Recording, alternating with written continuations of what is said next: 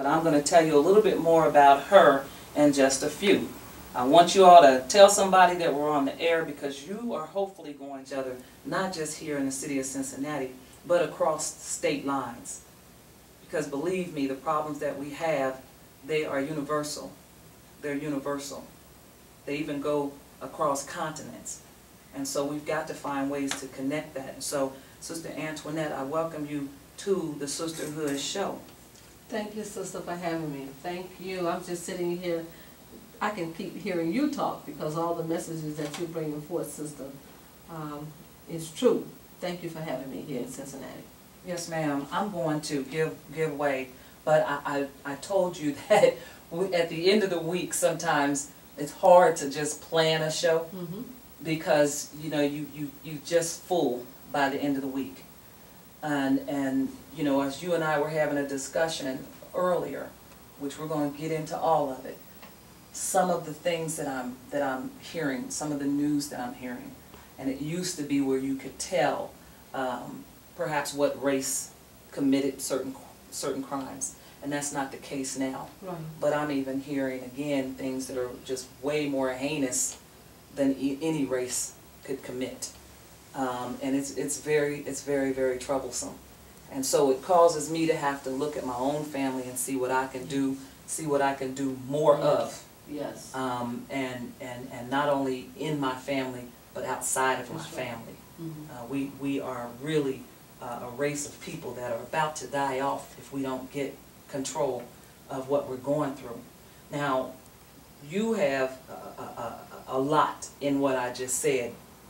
You do Black Talk Radio. You're a genealogist. And you have to explain to me a little bit more and educate the people on peonage, researcher.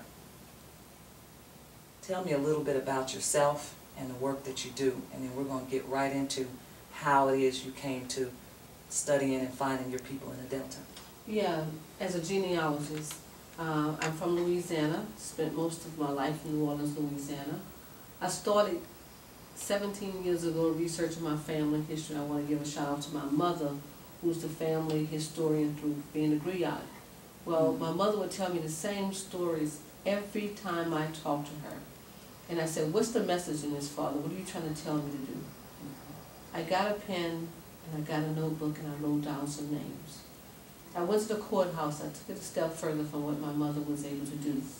I went inside the courthouse looking for documentation such as marriage records, deeds, land deeds, succession documents.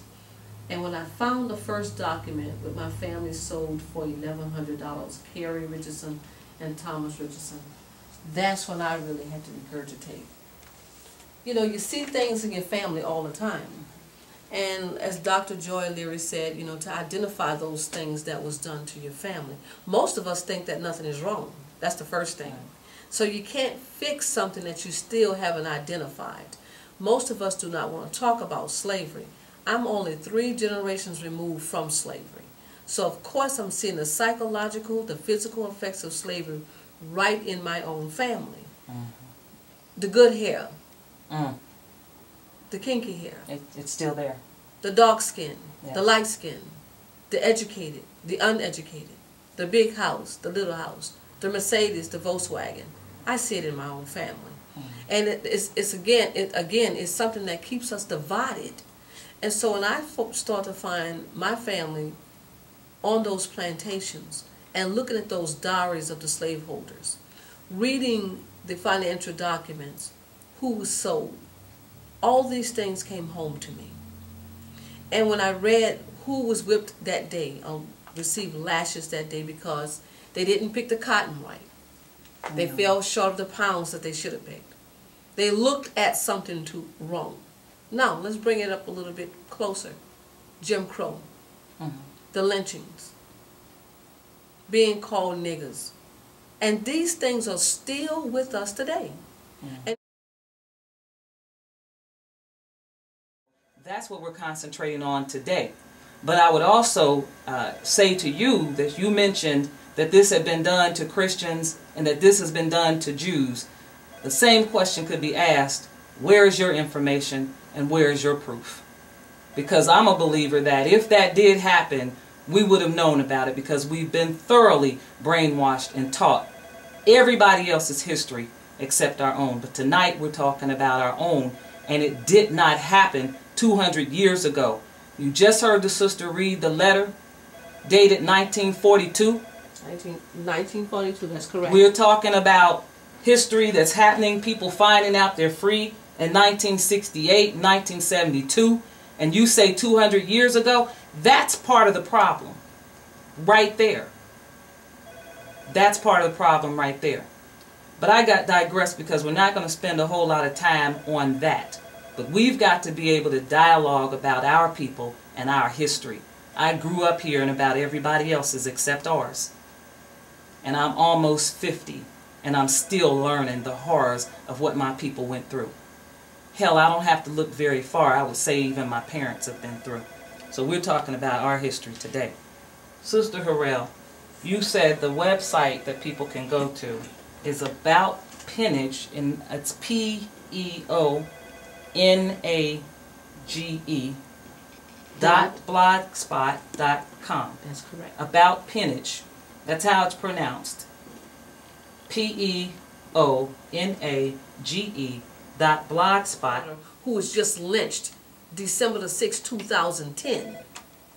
Tell them about the young man that was lynched in the prison. 48 people in Mississippi jails alone. Tell them about all these lynchings that has been labeled as suicide. The North has to stop separating from the South. The East Coast got to stop separating from the West Coast. Because as we separate ourselves and think that we have arrived, we are going further and further backwards in this day and this time. When we travel to... Callers have to say if you have a comment, 749-1444. Caller, you're on the air with the Sisterhood Show. Thank you. I've only been listening for 5 minutes, but so it's just a direct question about what I just heard. I've been having the most difficult time trying to research the picnic and the word and its origin, and I just wondered, since I heard the sister speaking on that, if she could recommend any specific books where I can go. Passing on information for us not to use that word picnic. That's when right. we're referring to it. We use cookout, family gathering, or community gathering, or something like that. Anything other than picnic. As you go through the oral history, and it sounds like once you started looking, your family's life story came alive to you.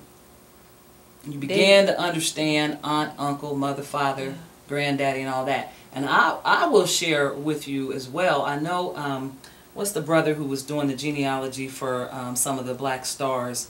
Henry Louis Gates. He said one day...